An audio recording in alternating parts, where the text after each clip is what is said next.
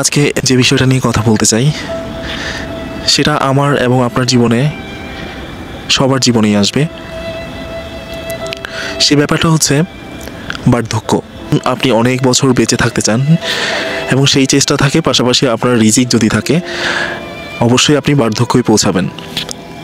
আর সেই বার্ধক্যে পৌঁছানো এটা আসলে জীবনের কঠিন এক পরীক্ষা।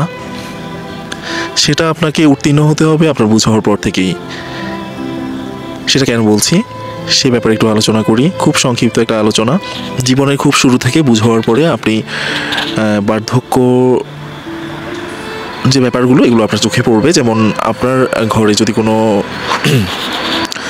দাদা দাদি নানা নানি থেকে থাকে এবং বয়স্ক আরও অনেকেই আছেন, যদি মুরব্বী কেউ থেকে থাকে তাদের বার্ধক্য আপনি দেখবেন।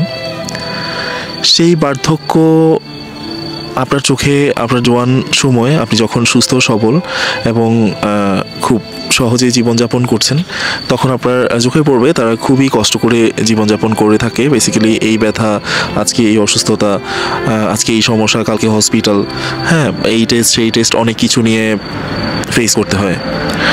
তো আপনার ঘরে যদি এরকম বৃদ্ধ কেউ থেকে থাকে, সেটা হতে পারে দাদা দাদি নানা নানি এবং মা বাবাও একসময় বার্ধক্যে পৌঁছায়, অবশ্যই তাদের সর্বোচ্চ সেবাটুকু আপনাকে নিশ্চিত করতে হবে।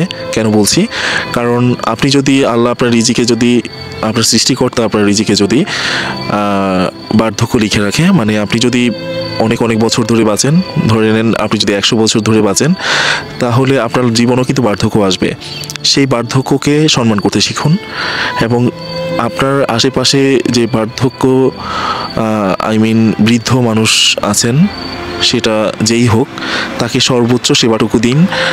সে হয়তো অনেক অসংলগ্ন কথা বলবে যেটা আপনার সাথে এই মুহূর্তে যায় না, সে কেলে মনে হয়, বাট এটা আপনার জীবনেও আসবে। একসময় আপনিও বার্ধক্যে পৌঁছাবেন, তখন আপনার যারা আপনার পরিবারের লোক থাকবে, তখন যারা বয়স বেশি হয়নি, ইয়াং আছেন, থাকবেন, তখন তাদের কাছেও মনে হবে আপনি সেকেলে।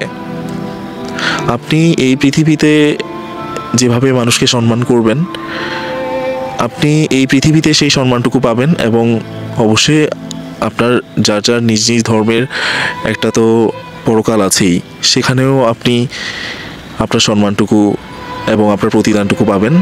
মানুষ কখনোই তার কর্মের ফল শুধুমাত্র ওপারে না